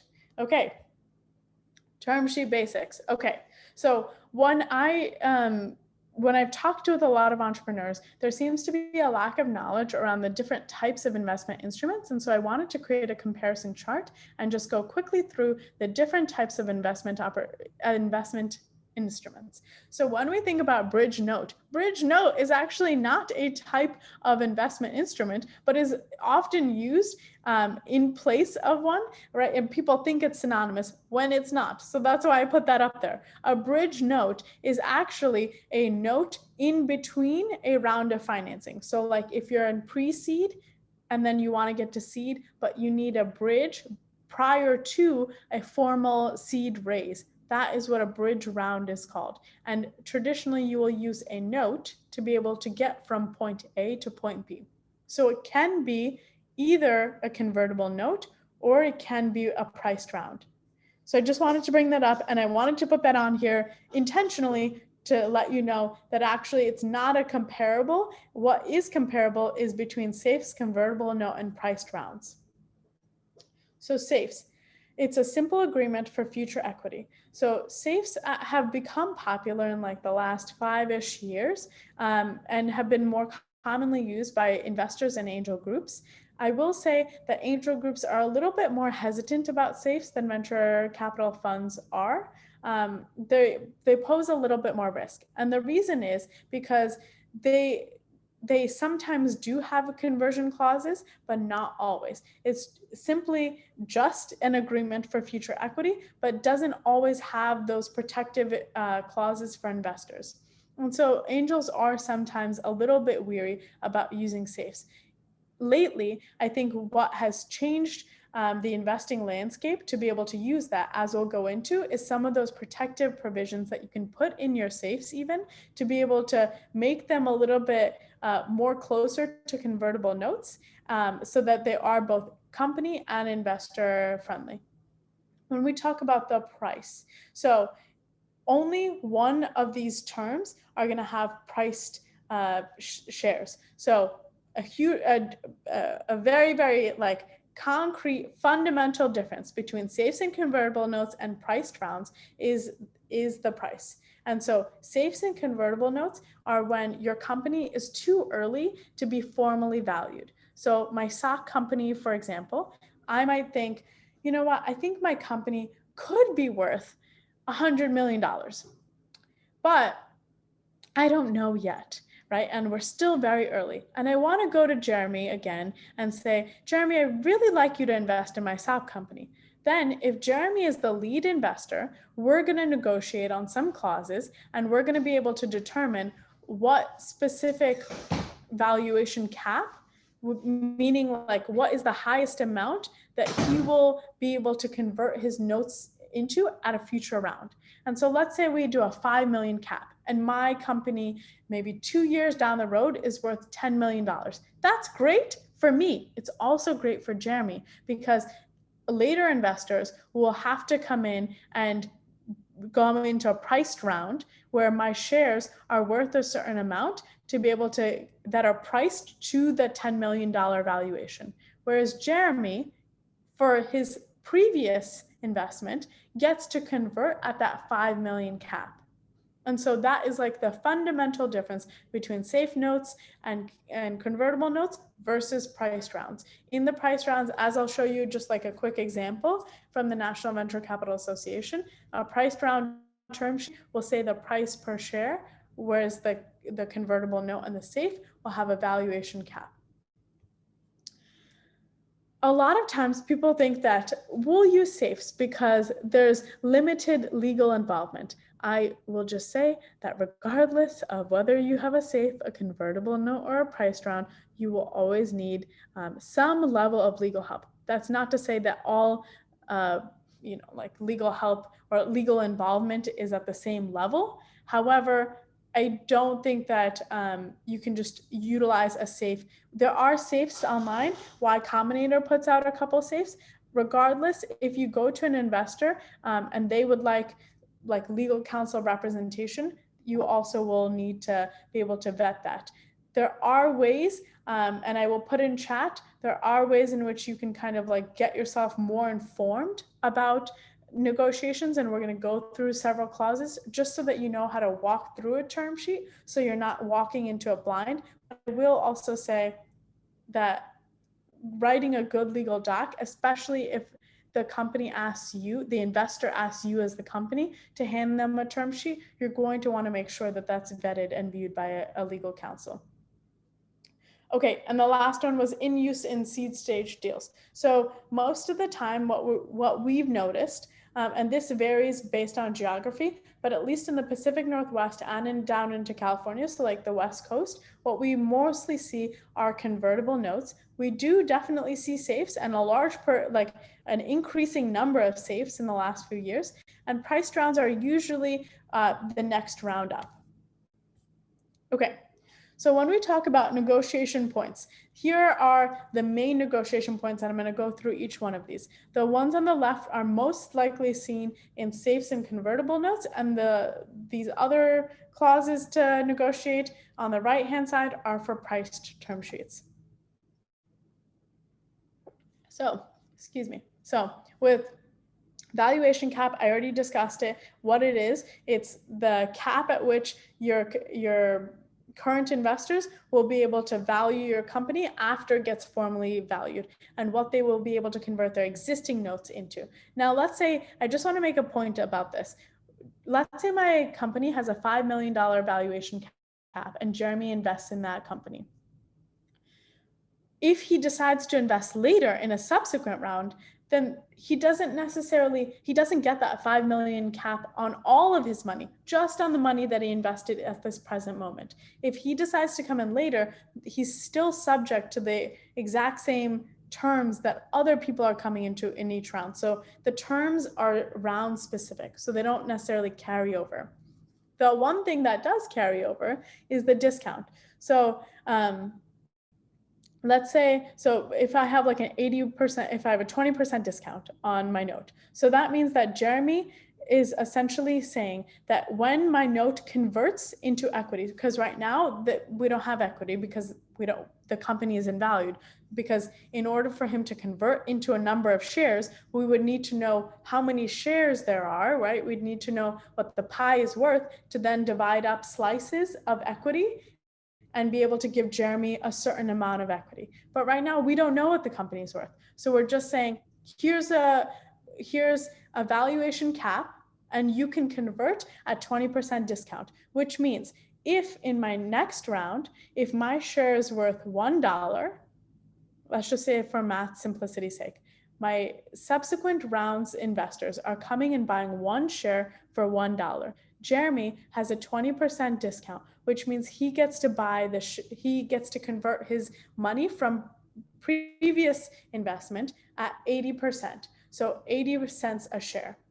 Hopefully that makes sense. And that was like simple math. If you have any questions, Q&A. Interest is, I will say interest is a little bit funny. It's not that investors actually expect you to pay back the money with interest. It's that they get to, if Jeremy put in $100,000 into my stock company with 8% interest, at the time that he converts, maybe the conversion, the maturity date is just 1 year and then it converts, then he gets to have $100,000 plus that 8% interest, and that full amount is the full amount that he's invested into my company and what gets taken into consideration when thinking about how much equity that amounts to. Hopefully that is kind of clear to everyone. Happy to talk further about that if people have questions about it. The MFN clause is the most favored nation clause. And it's also seen as the most favored terms clause, but mostly it's seen as the most favored nation clause. The most favored nation clause ensures that early investors who are taking those early risks, right? Like if Jeremy and Craig invest in my stock company right now, when there's high risk that it might fail and it bodes well and other investors want to come in a year later, we want to ensure that Craig and Jeremy didn't take that risk and then my subsequent investors get a sweeter deal. A lot of companies are a little bit hesitant to that, and I kind of want to dispel some like rumors about it. It actually doesn't negatively impact the company in that like it doesn't make Craig and Jeremy get a better, like force you to give them a better deal, unless in your subsequent rounds your company didn't do so well. So let's say like I had a $5 million valuation cap, but then my company was actually valued at $3 million. That's lower than their valuation cap. Then Craig and Jeremy, because they took that early risk, would be able to convert at $3 million. Their notes would convert because of the MFN clause. But let's say your company, as expected, continues to grow and grow and grow. Then the MFN clause isn't necessarily triggered because neither you nor the early investors want you to make like the valuation lower. They want you to continue to grow that valuation, and that way subsequent investors actually have to pay more and more and more, and your companies are also doing better. Hopefully that was helpful. I'm also happy to talk like very specifically with each of the companies on what the MFN clause might mean for them. But in general, if your company is doing well, the MFN clause is actually not inhibiting your growth. When we talk about optional conversion versus mandatory triggers for conversion, this is really important to understand. Triggers for conversion, I'll do that actually first, is the amount that would cause your note to convert into equity. And a lot of times what we see in notes is that the triggers for conversion are really high. So like $3 million. Let's say a company is coming to Portland Seed Fund where Black Founders Matter and they're only raising $500,000. If there's a trigger for conversion for $3 million, that's really high, right? Because then that means that the company is forced to raise $3 million in a subsequent round before my note in this round is converted into equity. And so what generally happens, what we see with that is that then companies will do what we call as stacked notes, where they will just raise a bunch of convertible notes and none of those notes are ever converted into actual equity or percentages of the company. That's really negative for you to have stacked notes on both ends, the investor end and the company end. It's negative on the investor end because it starts to see a pattern of like you borrowing money, but like actually never like converting that into equity. And so it makes it harder and harder for more investors to want to come in. On the company end, it's also such a nightmare and a hassle because each of those notes might have a different valuation cap. And so then when you convert, you're giving up all types of equity and your cap table is really muddied. And also it's a logistical kind of like hassle for the company to like figure out. And a lot of times what we see in that is that the company ends up giving up a large amount of their equity without realizing it because they had stacked notes of different valuations from different time periods. So I would say as a general like ideal like term, when you think about convertible notes, try and have convertible notes be in one or two like rounds, right? Like a bridge round. But then when you get to your formal raise, try and just do it as a priced round. So that way everybody gets converted at one time and you know very cleanly what the price per share is, which is what this is here. A lot of people ask like, how does the price per share or the valuation cap get determined? Like, how does the valuation get determined? It's actually more of like an art and a science kind of mixed together. So when you're thinking about like who sets this, it's between you and your anchor or lead investor. Your anchor or lead investor is going to be the person who is leading your round. And usually it's because they have the biggest check size, or they're the first investor, or they're an experienced investor, right? Any combination of those is going to make them the lead or anchor investor. And so they're going to be the ones who are setting the terms with you. And so points to negotiate with them on are each one of these clauses, right? And so you're going to set the valuation. One thing that I will say is like a way to empower entrepreneurs and like a way to like empower yourself to be able to get the best deal is to understand how valuations are even created in the first place. Valuations are created by like several different methods. One is by taking the sum total of your assets, especially if you're a product-based business that has a lot of equipment and R&D, you can take the sum total of your assets and be able to then utilize that as a method of valuation. You can also use it on your trailing revenue of your EBITDA. And then the third way, and this I would say is like probably the most common way because it's kind of like a shortcut method, is to be able to look at what type of vertical you're in, whether that's tech or food or healthcare. And in each vertical, there's a specific multiple number. And so let's say we're looking at like food. Traditionally, it's been about 2x. So if you look at your previous year, if you look at your forecasted revenue and times it by 2x, you can usually get to like roughly where your valuation might stand. And so it is heavily based on your industry multiple as well as your revenue. And obviously like that definitely advantages tech or biotech or clean tech. A lot of these like tech spaces are going to have larger multiples even if the revenue is small. If anyone has any questions on that, happy to talk more about that. As you get into later stages and you have a priced round, you're going to have the price per share to negotiate, which is determined by the valuation, which is the denominator, which, right, because a price per share is, let's say like this is a math equation, your investors' dollars is the X divided by your valuation, the denominator, equals their percentage equity. And so that in that math formula, what you are going to be negotiating is the actual valuation of your company. When we talk about employee stock options or option pools, this is definitely seen in like a Series A or later. Investors want to know that you are aligning incentives for your employees. And when you think about like what that looks like from a company standpoint and why you would want to do this. One, you're definitely aligning incentives in terms of like having people join the company and feeling ownership over the company. It's also a way in which you can conserve your cash and ways that you can pay a little bit less, but still have people come on for a little bit of equity. I'm going to talk about equity as compensation in the next slide. And also, I do want to say that option pools are a way for investors to be able to see that you're already thinking about bringing on a certain number of employees or a certain number of contractors. The third thing that I want to say is a board seat. And I know I'm talking a lot, and hopefully you're still with me here. So a board seat, you can have two different types. You can have a board observer, or you can have an actual board seat.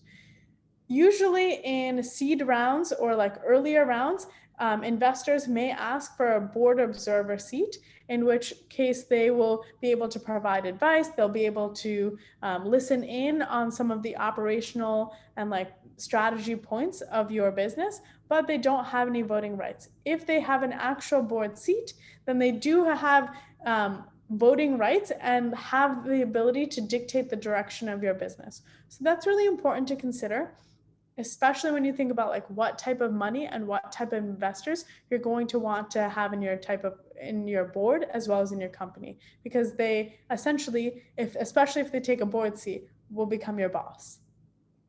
Pay to play and redemption rights are mostly seen in later stage. So the example that I can show you, and if we are running out of time, and I can also put it in chat, either way I will put it in chat. Pay to play rights ensures that those who come in, especially in later rounds, will come in subsequent rounds. So pay to play rights means that investors that come in Series A must invest in Series B, C, and it's usually determined up to a certain time frame to ensure their pro rata rights. What are pro rata rights? Let's say Craig and Jeremy invest in my company. They invest $100,000 and they invest in a pie that's this big. As the pie grows, in order to maintain the same amount of equity, you have to put in a little bit more money.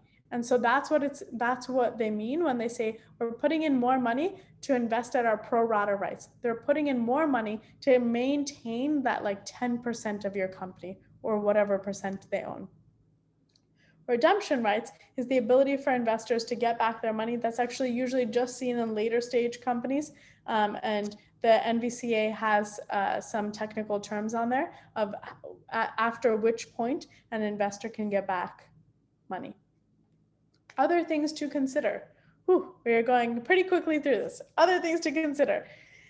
We want to understand if the term sheet is investor friendly or company friendly. This can be determined by a number of protective investor clauses.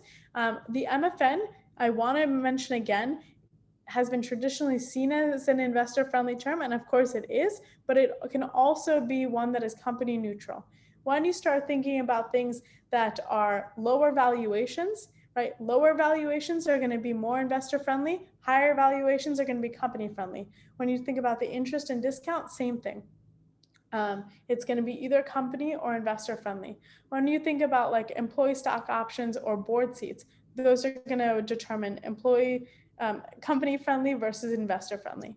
The other thing I want to talk about is founder debt. So if you are putting in money into the company, one thing to understand is if that is going to be seen as a loan to the company that's going to be paid back to you, or if that's determined as part of your equity and your participation in the investment of your company. If it's seen as a loan, I do want to say that investor money will not be able to be used to be able to pay back that loan. You will have to take that out of revenue, and you will have to be able to ensure that no amount, is coming out of the financing that's from funding. A lot of times, founders will think that I can get $1 million of seed capital and then be able to pay back some of the other, whether it's my own capital that I put in or other loans that I took out.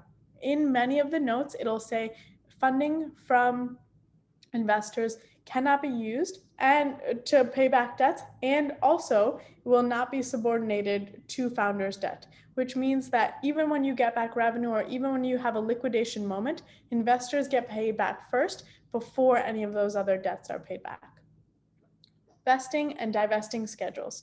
So this is important to remember, especially at the core team. I think a lot of times companies will ensure that this is in place for employees, right? They'll say like, you have to work a certain number of years in order for your percentage of the company to be able to fully vest, meaning like after 5 years, if you're saying like at a max your employees can have 1% or 2%, they will have to work a total of 5 years before they get that 2%, and every year it's like divided by that percent. What people don't often do is make that same consideration for the core team, and that's really important because you don't know, especially on this journey. Starting a company is so time consuming, it's so emotionally draining, it has a high risk appetite for not getting paid for a long time, right? And so you don't know if the founders that you start with are also going to continue on this journey with you. So it's really important to understand what the vesting and divesting schedule is. And the divesting schedule is like, once someone leaves the company, what does that look like? Will it like slowly decrease in equity over time? Up to what point? And it's really important to talk about that with your co-founders or executive team, because too often what we see is companies will come to us for funding and they'll say, yes, we had a co-founder, he's no longer with us, but he still owns 10, 15, 20% of the company. And it really makes it hard for investors to want to come into the company that is already owned by someone that's no longer at the company. Another thing I want to talk about is equity splits. How are you splitting your equity? Is it by role? Is it by power of within the company?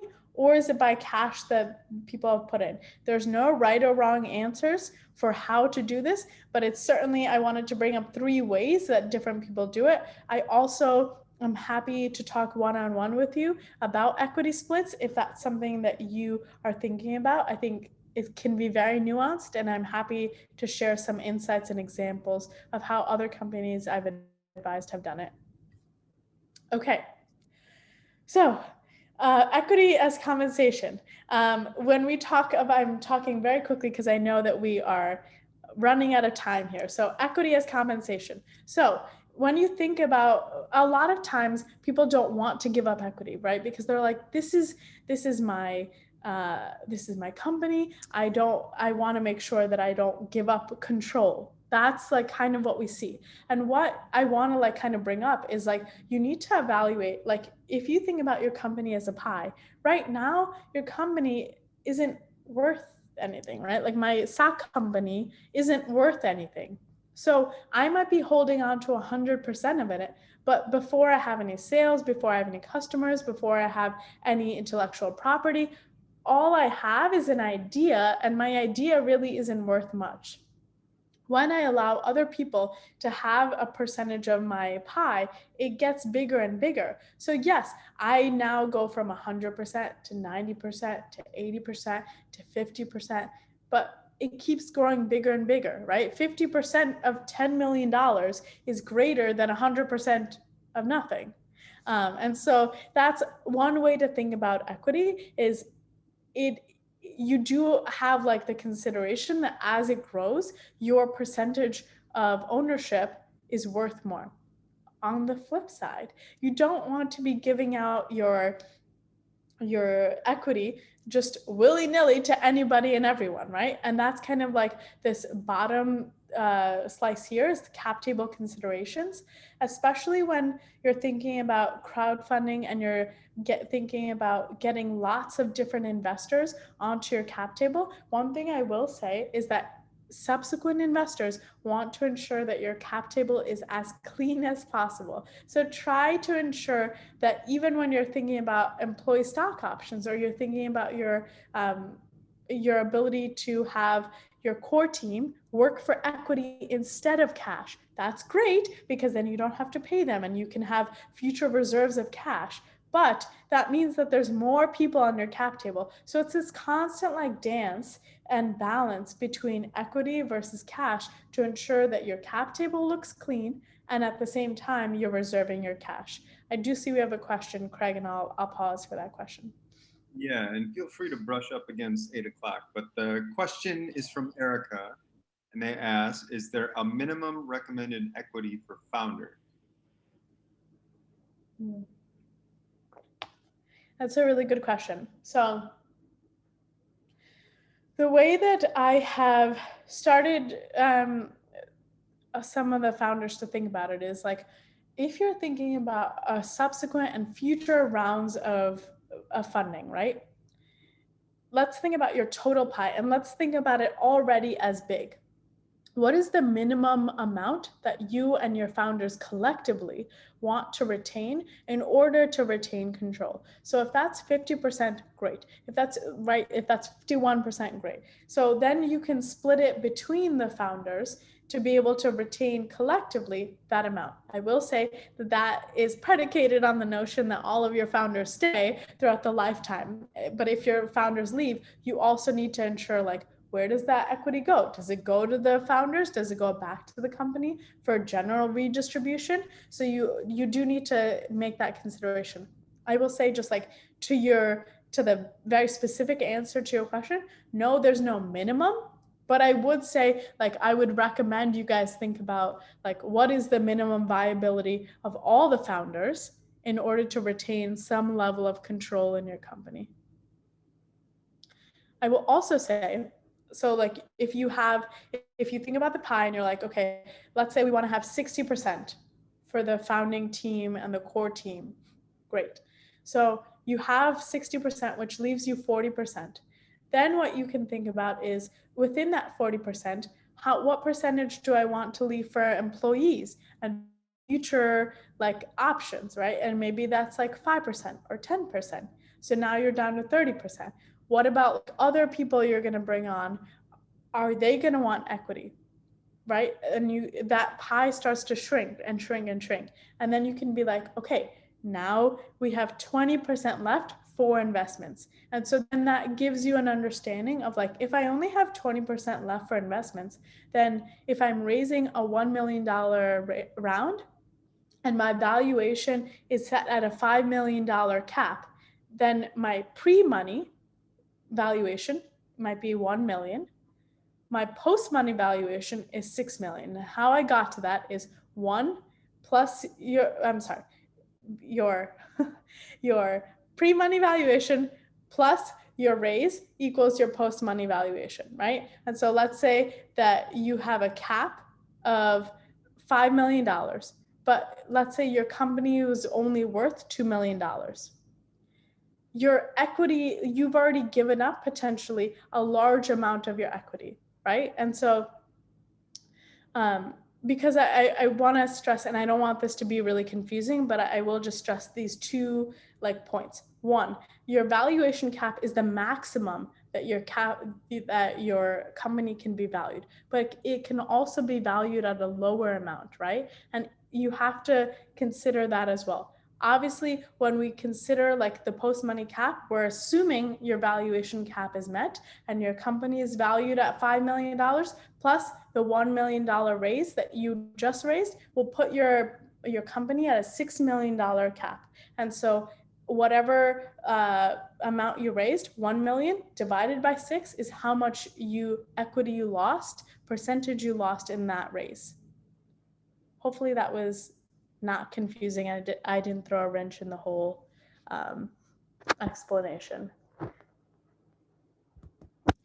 I very quickly do want to show you guys examples of term sheets. Okay. So, oops, I didn't share that. Okay.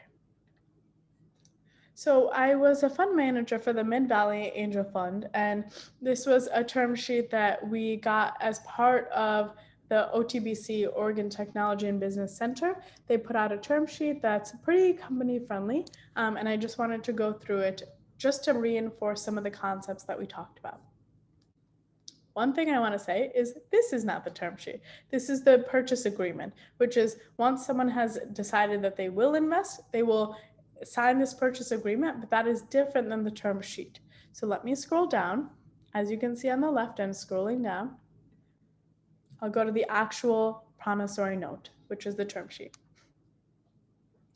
As you can see here, this here says how much we're investing, who is investing in it, and then it also gives you the maturity date. So as I mentioned to you with convertible notes, at the time of the maturity date, the notes will convert, right? And they can convert before. That's triggered by those conversion metrics. Like if you raise a certain amount, then you're automatically converted. But if not, at the maturity date, then investors have the option to also convert. And I'll show you that later.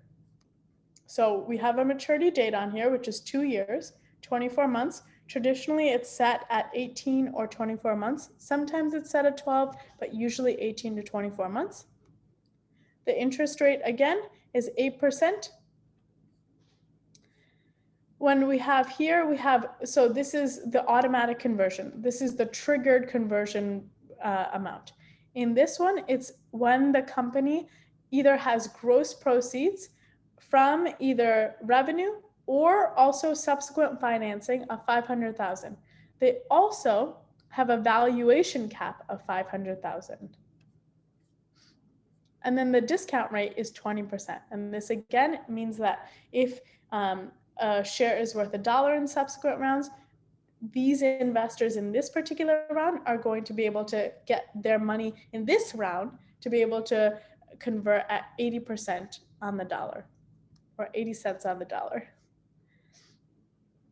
Voluntary conversion. So this is if there's no qualified financing, meaning that the company is not successful in raising that $500,000 or getting that in any other way through revenue.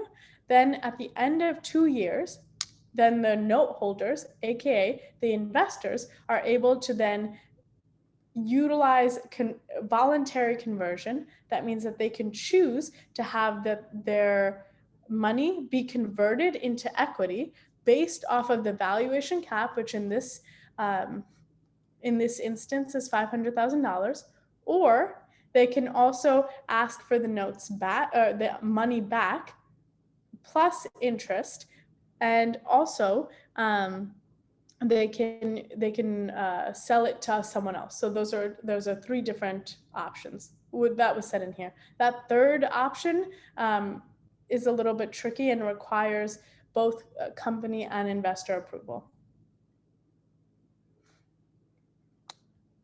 And as you can see, that's what I was just mentioning right here. Okay.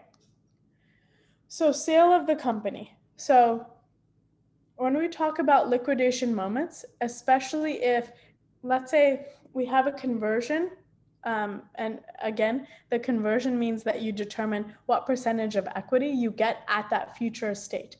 Let's say before Jeremy and Craig invested in my company through a convertible note, and we said 2 years down the road, it'll convert to a certain percentage of equity. But let's say someone comes in prior to 2 years and buys my company.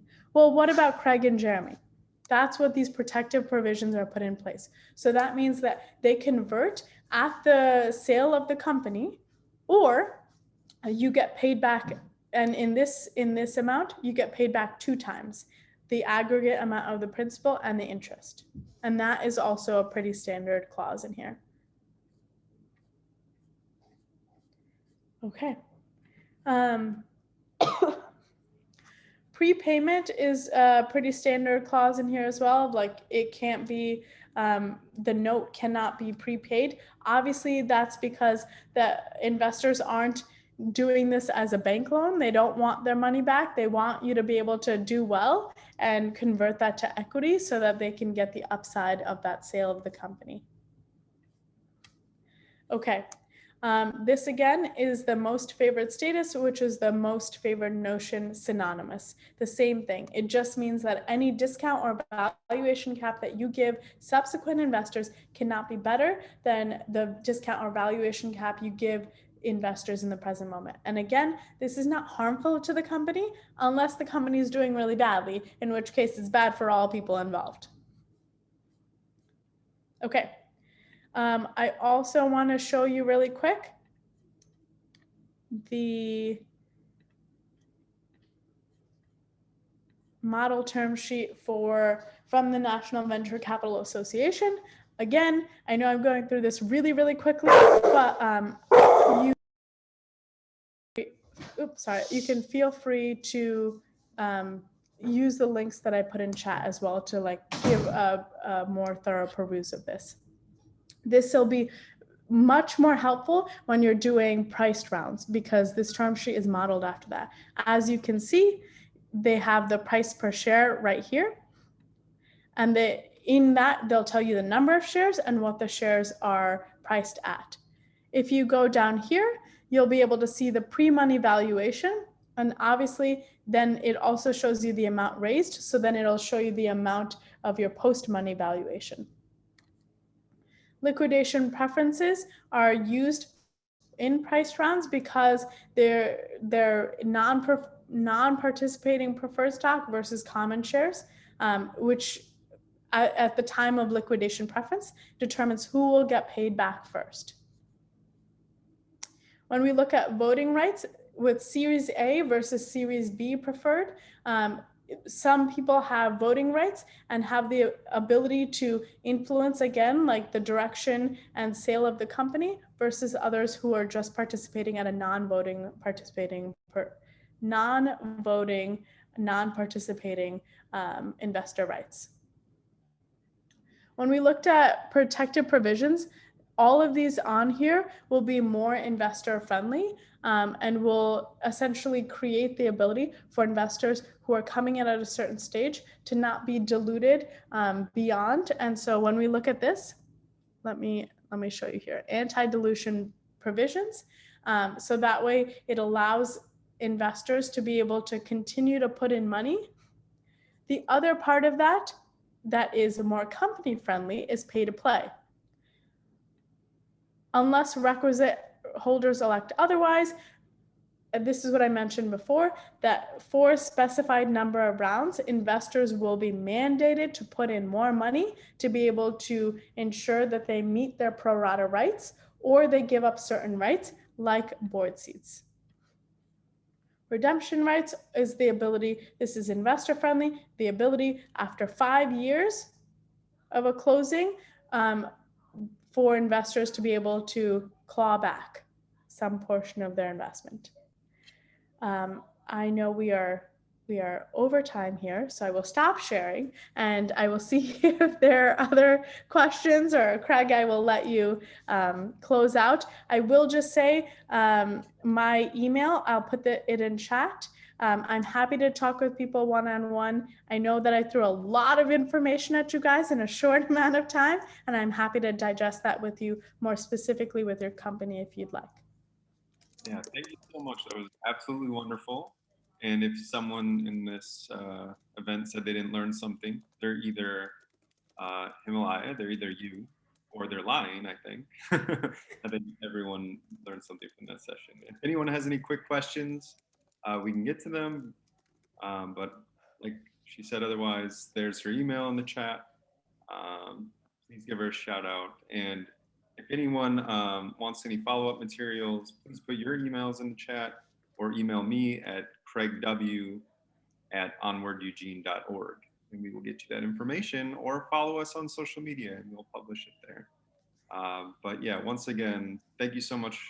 This was way more than I expected. I can't wait to continue taking it in with the material that you'll provide, but it was a ton. Is there any final parting words of advice or anything else that you'd like to say to the community here? I will say this. I think that it is so important to identify exactly what type of funding you'd like to get and why you want to get it. I think that funding can be so lucrative and it can be so romanticized that people are just like, they'd want to take any money available. But I will say, make sure you find the right partner who's not going to lower your valuation.